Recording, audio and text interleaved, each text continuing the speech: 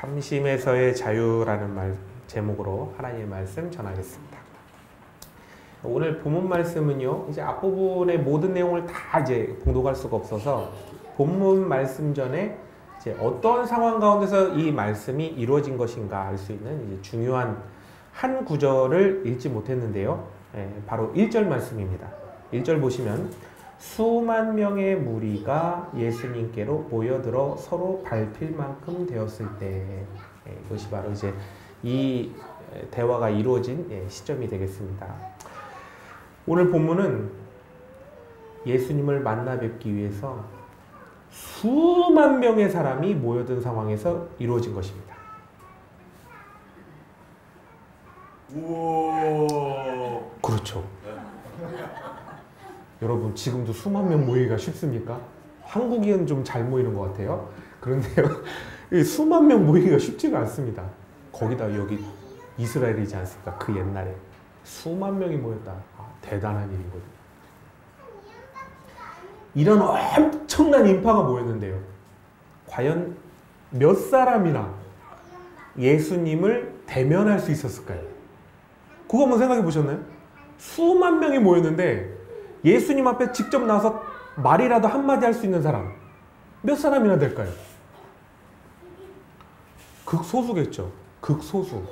그런데요, 여기서 한 사람이 그 수만 명의 사람을 넘고 제치고 뚫고 예수님 앞에 나와 예수님을 대면할 기회를 얻게 됩니다. 자기 앞에 아픈 병자 있는데 제껴요. 돈 많은 사람 있는데 제껴요. 나보다 잘난 사람 있어도 제껴요. 못난 사람은 당연히 제껴요. 진짜 예수님 만나야 되는 급한 사람도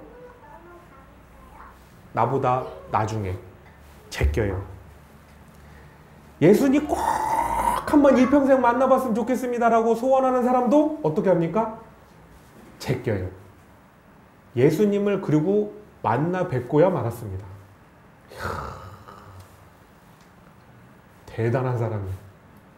대단한 사람입니다. 자, 여러분, 수만 명 모여 있는데 여러분, 그 수만 명 제끼고 예수님 만나볼 수 있는 그런 열심히 있는 분 한번 손들어 보십시오.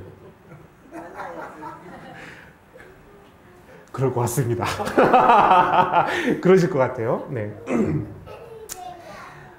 도대체 이 사람이 예수님께 무슨 용무가 있어서 무슨 말씀을 드릴까? 얼마나 중요한 일이기에 이 엄청난 인파를 뚫고 나왔을까? 예수님께 나온 용건이 굉장히 궁금해요. 그래서 이 사람이 예수님께 나와서 하는 말이 무엇이냐? 선생님, 내 형을 명하여 유산을 나와 좀 나누게 하소서. 이렇게 요청하는 겁니다. 형제간의 유산을 가지고 얼마나 많이, 그리고 얼마나 크게 다투고, 그걸로 인해서 얼마나 속이 썩었으면 유산 나눠달라는 부탁을 하기에 예수님까지 왔을까? 야. 그럼 이제 이 사람에 대한 추측을 한번 해볼게요.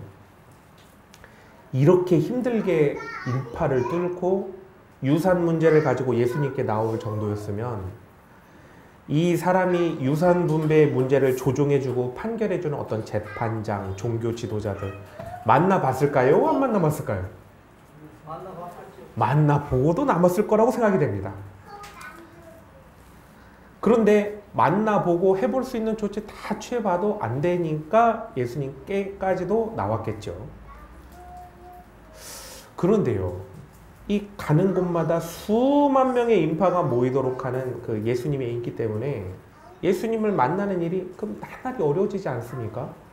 그래서 예수님을 대면해야 했던 그 사람들의 그 예수님을 만나야 했던 그 용건들을 보면 정말 중요한 문제였습니다. 그러니까 일생일대 가장 중대한 문제, 세상에서는 도저히 해결받을 수 없는 그런 문제, 내 능력으로는 도저히 해결받을 수 없는 그런 문제, 그런 걸 이제 가지고 나왔죠. 그래서 병자 같은 경우에 보면 경증 환자들 기록되어 있는 거 보셨나요? 예수님께 타박상 입은 자가 갔더니 멍이 치유되었더라. 뭐 이런 거 보신 적 있습니까? 근데 그건 자기가 약 발랐죠. 감기 몸살, 오한, 발열, 노환 이런 거는 안 기록되어 있지 않지 않습니까? 불치병, 난치병, 불구, 장애인, 중풍, 한센병 이런 분들이 나와서 이제 치유를 받은 거죠. 그리고 세상적인 문제로는요, 어떤 돈, 권력, 명예 이런 걸로 나오지 않았습니다. 구원받을 수 있는가? 그러니까 천국에 올 때 내가 천국에 갈 수 있는가? 이런 아주 인간의 궁극적인 문제를 가지고 이제 예수님 앞에 나왔다는 거죠. 그러면 한번 문제의 경중을 한번 따져보겠습니다. 예수님께 나온 여타 다른 신체와 병에 관한 문제, 그리고 구원에 관한 문제, 그리고 지금 이 사람이 가지고 나온 유산 분배 문제, 어느 것이 중요하고 어느 것이 더 중요하지 않을까요? 이 경중을 따질 수 있을까요? 신체와 병에 관한 그 문제, 구원에 관한 문제는 매우 중대한 문제고 유산 분배 문제는 가벼운 문제일까요? 어떻게 생각하십니까? 저는 그렇지 않다고 생각합니다. 수많은 사람들이요, 예나 지금이나 유산 분배 문제로 인해서 부모와 자녀 간에 그리고 자녀들끼리 목숨을 걸고 싸웁니다. 목숨을 걸고. 그러다가 인간성을 상실하고 망가지고 지옥 속으로 쑥 빨려 들어가는 걸 이제 보게 됩니다. 그럼 보십시오. 남의 문제라고 생각하지 마시고 내 문제라고 한번 생각해 보시기 바랍니다. 형님이 내가 받아야 될 유산을 가로채서 안 주는 거예요, 내 몫을.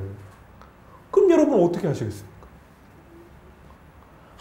아무리 무슨 조치를 다 취해도 안 주는 거예요.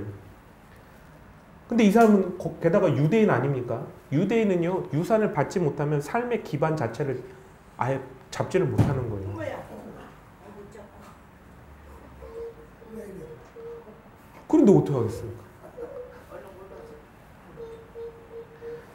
이 사람에게 있어서 이보다 중요한 문제가 어디에 있겠어요? 유산 분배 문제로 인해서요. 그 혹시 유산 분배 문제 겪어보신 분들은 모르겠지만 아시겠지만 삶의 모든 시간이요, 전체가 다 그냥 분노와 짜증, 시기와 질투, 극한의 스트레스로 그냥 가득 찬 삶을 살게 돼요. 그러니 유산 분배의 문제는 수많은 인파를 뚫고서라도 반드시 예수님을 만나 해결봐야 될 그런 문제가 맞는 거죠. 그렇지 않습니까? 그런데 이 중대한 유산 분배의 문제를 가지고 나온 사람에게 예수님께서 답변하시길, 본인은 재판장이나 물건 나누는 자로 세워지지 않았다. 이렇게 말씀하시는 거예요. 거기다가 탐심을 물리쳐라. 거기다가 한 부자의 비유까지 말씀하십니다. 속상해요. 속상해요. 근데 이러한 예수님의 답변과 태도를 보면서 예수님께서는 유산의 분배 문제는 소홀히 여기시고 유산 분배 이런 문제, 재산상의 문제는 관여하지 않으시는 건가? 이런 느낌을 받게 됩니다. 하지만 예수님께서는 그런 분이 아니세요. 왜냐하면 마태복음 11장 28절에서 기록된 말씀처럼 예수님께서는 친히 말씀하시길, 수고하고 무거운 짐진 자들아 다 내게로 오라, 내가 너희를 쉬게 하리라. 이렇게 말씀하지 않으셨습니까? 이 사람에게 있어서 유산 분배 문제가 어떤 문제입니까? 너무나 큰 짐이자 자신을 막 짓누리고 막 억누르는 그런 짐 아닙니까? 그래서 예수님께 나와왔는데 예수님께서 이걸 거부하시고 문제라고 아니라고 하시면 뭐 앞뒤가 맞지 않는 그런 말씀 아니겠습니까? 그럼 예수님께서는 우리의 삶에는 관심이 없으신가? 이제는 우리의 삶에 대한 진솔한 어떤 기도와 또 바람을 기도로 올릴 수 없는 것인가? 이렇게 잘못 오해될 수 있다는 것이죠. 네, 이거는 역시나 이렇게 생각하시면 오해가 많습니다. 예수님의 답변을 단편적으로 보면 이러한 오해를 갖게 됩니다. 이 사람을 향한 예수님의 답변을 잘 살펴보시면 이것은 예수님께 가지고 나와야 할 문제가 아니다라는 것도 아니고요. 이런 문제는 해결해 주지 않겠다라는 것도 아니라는 걸 알게 됩니다. 예수님의 답변은 유산 분배 문제만을 생각하고 있는 사람에게 생각과 시선을 바꿔서 이 생명 구원을 향한 올바른 방향, 그리고 진정한 구원에 대해 나아갈 수 있도록 가르쳐 주시는 말씀이구나라는 것을 알게 됩니다. 예수님께서는 세상 문제에 사로잡혀서 꼼짝도 못하고 있는 그 사람을 받으시고 진정한 구원을 향해 나아갈 수 있도록 인도해 주고 계신 것이죠. 자, 그럼 이제부터 예수님의 답변을 통해서 예수님께서 이 사람을 어떻게 구원으로 인도하고 계신가, 이것을 좀 이제 자세히 알아보겠습니다. 예수님께서 주신 첫 말씀은 14절에 기록된 것처럼 본인은 재판장이나 물건 나누는 자가 아니다라고 말씀하고 있는데요. 이 사람은 자신의 일생일대 문제, 가장 중요한 문제가 유산 분배 문제입니다. 자신의 구원은 무엇이라고 생각하고 있냐면요, 유산 분배가 잘 이루어지는 것, 이게 자신을 구원하는 거라고 생각하고 있는 거예요. 이 사람의 마음과 생각은 뭘로만 가득 차 있냐면요, 오직 유산 분배, 그거 하나만 들어있는 거예요. 그래서 이 사람이 필요한 것은 무엇일까요? 어떤 게 필요해요? 이 사람에게 필요한 건 딱 하나밖에 없어요. 유산 분배해줄 재판장, 그리고 재산을 강제적으로 나누어 줄 수 있는 권한을 가진 사람, 이 사람만 필요한 거예요. 자, 그러면 이 사람이 수많은 사람을 뚫고 어떤 난관이라도 극복해서 만나야 될 예수님은 어떤 분일까요? 메시아이신 언약의 구원자 예수님이실까요? 아니에요. 이 사람에게 있어서 예수님은 어떤 분이냐면요, 그저 물건을 나누어 줄 수 있는 권한을 가진 분, 재산 분쟁을 끝내줄 분, 그 이상도 그 이하도 아닌 거예요. 그렇다면 사실 이 사람은 유산 분배에 문제가 없잖아요? 그러면 애초부터 예수님에게 나올 일이 절대로 없는 사람인 거죠. 다른 누군가가 유산을 나눠주는 문제를 해결해 줄 수 있다면 그 사람한테 가고 끝! 이렇게 되는 사람입니다. 따라서 이 사람은 예수님께는 나왔지만 메시아이신 구원자 예수님께 나온 것도 아니고요, 생명의 구원을 받으러 나온 것도 아닙니다. 그런데 시작이야 어찌됐든, 이 사람의 의도가 어찌됐든, 이 사람의 형편이 어찌됐든 모든 방법이 먹히지 않고 자신의 힘으로 도저히 해결할 수가 없고 문제에 눌리고 억압받고 고통받아서 결국 누구에게 나왔냐? 바로 구원자이신 예수님께 나왔다는 겁니다. 자, 그런데 이렇게 어렵게 나온 사람에게 예수님께서 그래, 이렇게 몇 대 몇으로 원래 율법에 나누어진 대로 나누어져라 라고 해서 나누어 주셨다면 이야기는 어떻게 끝날까요? 유산 나누고 끝나는 거예요. 이 사람이 예수님을 구세주로 모시고 살아가는 천국 백성으로 구원을 받게 될까요? 아니란 거예요. 만약 예수님께서 유산 분배를 바로 해주셨다면 그저 예수님에게는 이 사람은 처음부터 끝까지 그냥 유산 분배 해결해주는 문제 해결자, 이걸로 그냥 끝나버리죠. 예수님께서 구원자 되심, 예수님께서 베푸시는 구원에 관해서는 아무런 관심도 없는 사람으로 끝나버리고 말게 됩니다. 그래서 예수님께서는 유산 분배 문제를 가지고 나온 사람에게 인생에 나아가야 될 궁극적인 방향을 향해 바라보고 나아갈 수 있도록 이어서 한 가지 말씀을 더 하시는데요. 그게 바로 무엇이냐? 한 부자의 비유입니다. 예수님의 비유가 놀라운데요.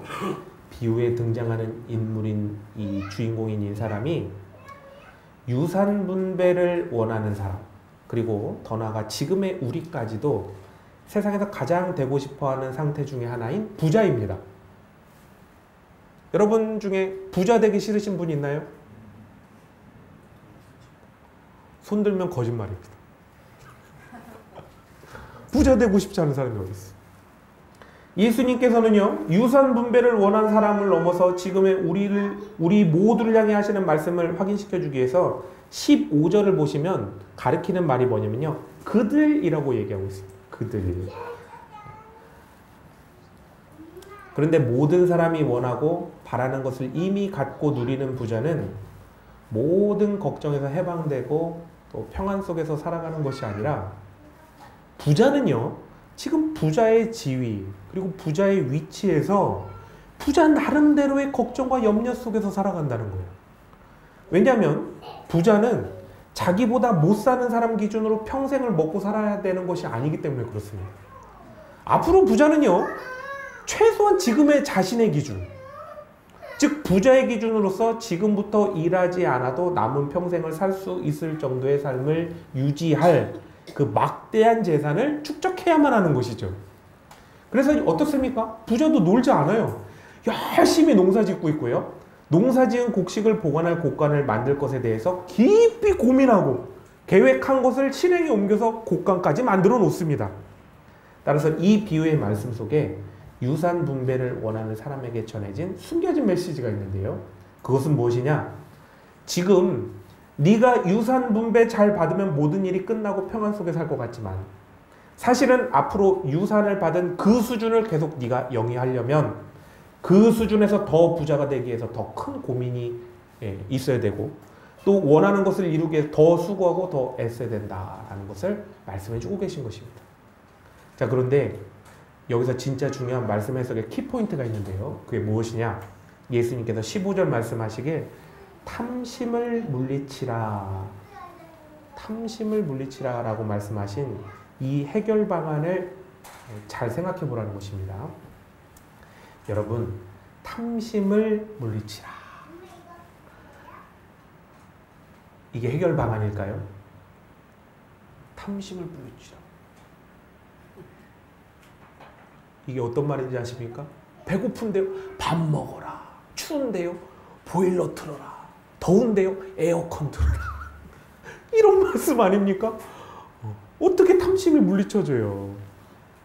해결 방안이 아니잖아요. 그렇죠? 만약 부자가요, 예수님 말씀하신 대로 탐심을 버렸다면 어떻게 됐을까요? 모든 문제가 해결되나요? 농사를요, 열심히 짓지 않고요, 그저 그런 대로 힘들지 않게 짓고 평범하게 짓고 힘들게 창고도 짓지 않고 벌리는 대로 그렇게 먹고 살면 문제가 해결되나요? 아닙니다. 해결되는 건 아무것도 없어요. 아무것도 해결이 되는 게 없다고요. 이게 중요한 게 아니에요. 탐심을 버리라고 예수님께서 말씀하시는데, 탐심을 버린다고 내 삶이나 내 삶의 문제가 해결되어지는 것이 전혀 아니라는 사실입니다. 왜냐하면 20절 보십시오. 결국 부자가 어떻게 됩니까? 죽어요. 잘 살든 못 살든 많이 벌든 적게 벌든 사람은 그 수준에서 똑같이 계속 문제 속에 거하고 있다는 겁니다. 탐심을 버리든 탐심을 가지고 있든, 심지어는 탐심을 버려도 사람은 다 죽고 끝납니다. 그럼 도대체 예수님께서 탐심을 버리라는 말씀은 무엇이고 탐심을 버리라는 진짜 뜻은 무엇일까요? 유산 문제가 있는 자도요, 부자도요, 진짜 중요한 문제가 있어요. 그게 뭐냐면요, 지금 그들이 가진 탐심 때문에 꼭, 그리고 반드시 보아야 할 매우 중요한 것을 보지 못하고 있는 것입니다. 그 보지 못하는 게 무엇이냐? 바로 자신의 죽음, 그리고 그 죽음에서의 구원, 그리고 그 죽음에서 구원할 자이신 예수 그리스도, 그걸 보고 있지 못한 것입니다. 모든 인간은요, 반드시 풀어야 될 숙제가 있는데요, 그게 무엇이냐? 바로 죽음입니다. 인생 속에 일어나는 모든 문제들 있죠, 여러분. 사실 풀어도 되고요, 풀지 않아도 돼요.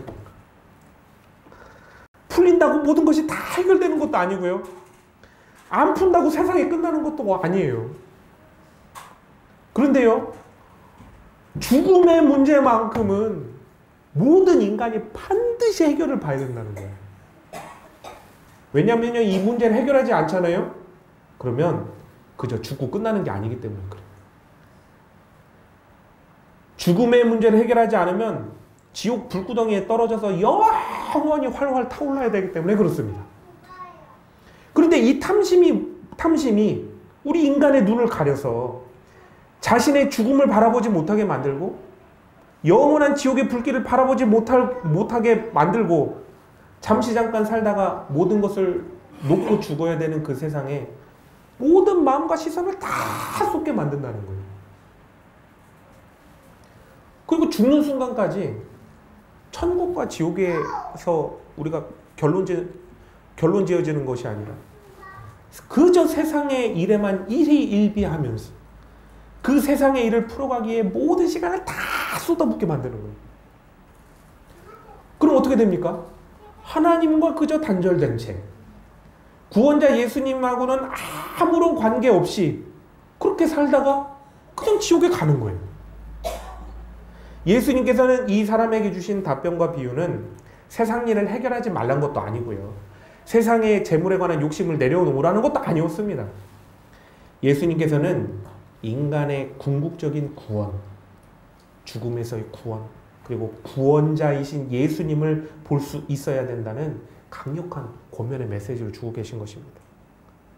따라서 인간의 구원과 구원자를 보지 못하게 하는 이런 탐심을 버려야 한다는 구원으로 인도하시는 답변을 유산 문제를 안고 예수님 앞에 나온 사람에게 답변을 그렇게 주신 거예요.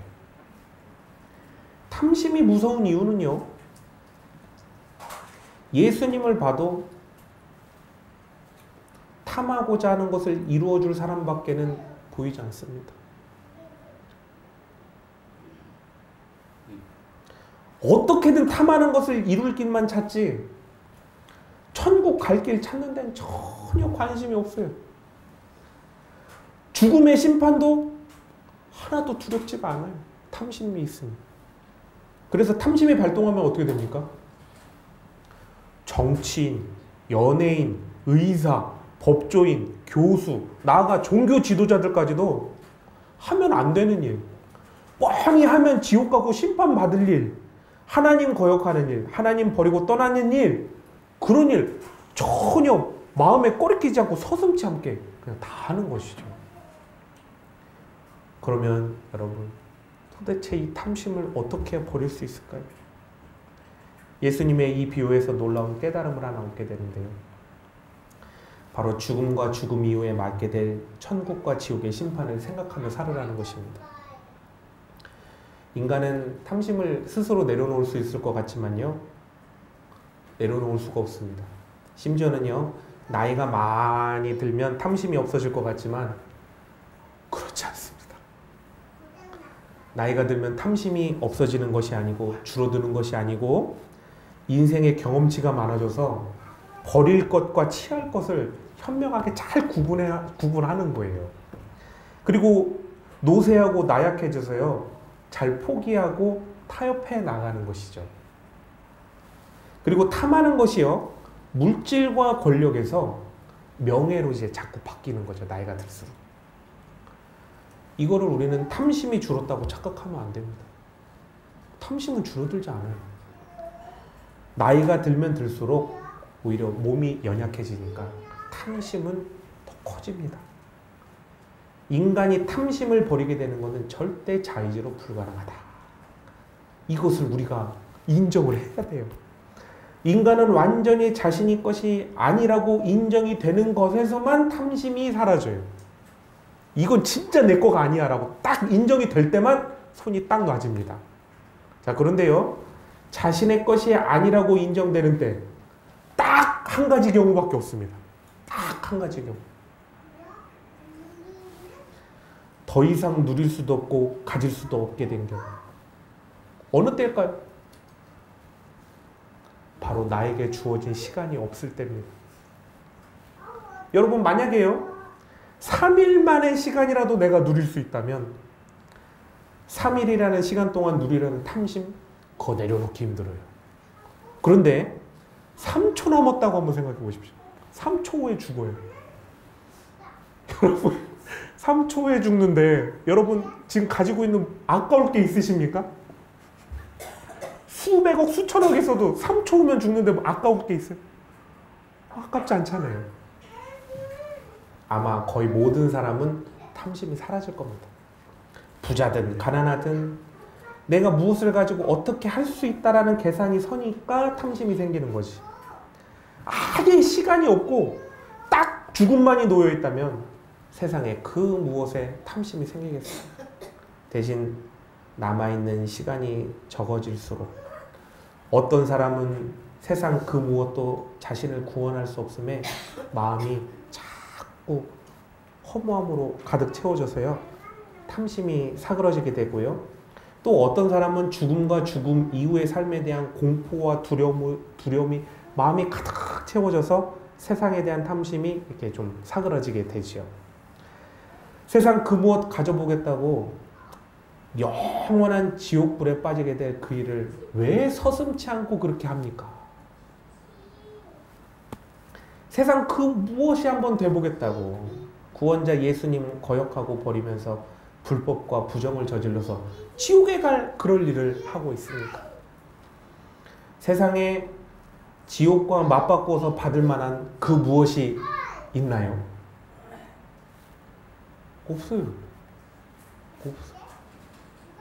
그럼에도 세상에 대한 탐심에 깊이 빠져서 예수님 버리고 불법과 부정을 저지르고 회개하지 않고 돌이키지 않고 인간의 길 포기하며 살아가는 사람이 너무나 많아서 안타깝습니다.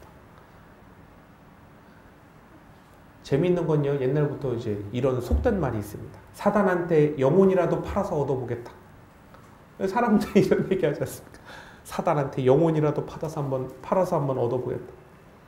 사단한테 영혼을 팔아도요, 사단은 애초부터 뭘 주지를 않습니다. 누리게도 하지 않고. 사단은 애초부터 거짓말하는 자입니다. 모든 것이 다 하나님의 것인데 사단이 주기는 뭘 줍니까? 사단이 예수님을 시험할 때 어떤 시험했는지 기억하시죠? 자신에게 절하면 천하만국의 영광을 주겠다고 얘기합니다. 애초부터 천하만국이 사단 게 아니에요. 예수님 거 아닙니까? 예수님께서 사단의 이 거짓말에 천하만국의 진정한 주인이신 하나님만을 경배하라 라고 말씀하시면서 사단을 물리치십니다. 목숨을 바쳐서라도 얻어야 하는 것, 얻기 위해 목숨을 바쳐도 아깝지 않은 것, 천국의 영생밖에 없어요. 천국의 영생밖에 없습니다. 세상 사람들은 그렇다 쳐도요, 신앙인이 예수님을 두고서 탐심에 깊이 빠져서 구원자 예수님과 천국을 버리고 구원에서 탈락해버리는 이 일이 얼마나 어리석고 또 애석한 그런 일입니까? 예수님께서 말씀하신 탐심에 대한 뜻이 이제 다 풀렸는데요. 예수님께서는 예수님을 진정한 구원자로 바라보고 예수님을 주인으로 모시고 살아가는데 방해되는 모든 것을 다 물리쳐서 진실된 신앙인으로 살아가고 천국을 유업으로 얻으라고 탐심을 물리치라 이렇게 말씀하신 것입니다. 그런데 탐심을 물리치라는 모든 말씀을 명확히 잘 이해했더라도 어떻게 인간이 잘 안다고 아는 대로 살겠습니까?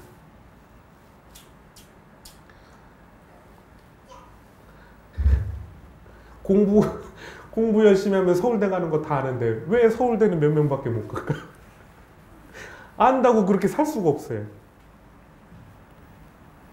성령님의 도우심을 받아야만 예수님의 뜻대로 살아갈 수가 있습니다. 혹시 사랑하는 성도님의 삶에서 예수님에 대한 어떤 본인의 생각과 인식, 그리고 마음, 그리고 천국을 향한 마음과 삶이 변해져 있고 혹은 식어져 버렸다면 탐심으로 인해 하나님을 거역하고 불법도 행할 수 있겠는데 이런 악한 마음이 드셨다면 지체하지 마시고 성령님께 지금에 있는 상황 그대로를 다 말씀드리고 하나님의 뜻 가운데 바로 설 수 있도록 인도해 주시길 간절히 부탁하시기 바랍니다. 성령님을 막 생각해서 성령님을 위하는 기도가 아니라 정말 내가 이런 상황이 이러하니까 좀 도와주십시오. 도와주지 않으면 안 됩니다라는 그런 진실한 부탁을 하시기 바랍니다. 그리고 주님께서 탐심을 갖는데도 얻어지지 않게 하신 것에 대해서 불만족 갖지 마시기 바랍니다. 탐심으로 인해서 하나님께로부터 멀어지지 않게 하시고 오히려 하나님께 나올 수 있도록 하셨음에 우리는 감사하며 살아야 됩니다. 내가 탐심 가진 대로 다 얻었다면 어떻게 지금 하나님 옆에 있겠어요? 그리고 예수 그리스도를 진정한 구원자이자 주인으로 모시고 살아가는 참된 신앙인으로 살아가시면서 주님 뜻 안에서 참된 청지기가 되어셔서 세상에 많은 것 누리시고 큰 쓰임 받길 소망하시면서 기도하시고 주시는 것들 기쁨으로 누리며 사시길 바랍니다. 그런데 혹여 너무나 극심하게 혼란스러운 상태에서 혹은 그 어떤 것에 깊숙하게 지금 빠져 계신 분이 계시다면 먼저 생각할 것은 본인의 죽음과 예수님의 심판대 위에 자신의 지금의 삶을 올려놓고 한번 생각해 보시기 바랍니다. 이게 진정 욕심을 갖고 내가 계속 추진해야 되는 것인가? 아니면 진정 이것이 내가 끝까지 주장하며 나아가야 될 일인가? 이걸 천국과 지옥을 놓고 한번 생각해 보시기 바랍니다. 반대로 내가 빼앗기고 잃은 것이 포기가 되지 않고 분노 속에 그리고 비교와 시기질투 속에 깊이 빠져들어갈 때도 본인의 죽음과 예수님의 심판대 위에 놓고 한번 생각해 보시기 바랍니다. 이것이 찾아오지 않으면 안 되는 정말 꼭 필요한 일인가? 이것이 포기하지 않으면 내가 정말로 안 되는 일인가? 그럼 우리는 명확하게 답을 얻을 수 있습니다. 예수님의 천국의 구원이 아니라면 세상 그 무엇도 내려놓지 못할 게 없고요. 또 포기하지 않을 수 없다라는 것을 알게 됩니다. 그렇게 정답이 나오시면 주님의 뜻대로 주님 뜻 안에 거할 수 있도록 지체치 말고 성령님께 나아가셔서 도움을 구하시기 바랍니다. 그러면 성령님께서 인도해 주셔서 탐심이 끊어지고 올바른 시선과 삶의 방향을 갖고 나아갈 수 있도록 도와주실 것입니다. 이 간절한 기도에 하나님께서 반드시 응답을 주실 텐데요. 탐심에서 자유하게 하시고 예수님께서 주인 되신 삶에 대한 큰 은혜와 기쁨, 천국의 평안과 또 소망으로 가득 채워진 참된 복을 받아 누리는 삶을 살게 하시고 죽음 이후에는 천국의 상급을 받아서 영생 복락을 누리게 해주실 줄 믿습니다. 이 복받은 삶 살아가는 한 주간 되시길 예수님의 이름으로 축원합니다.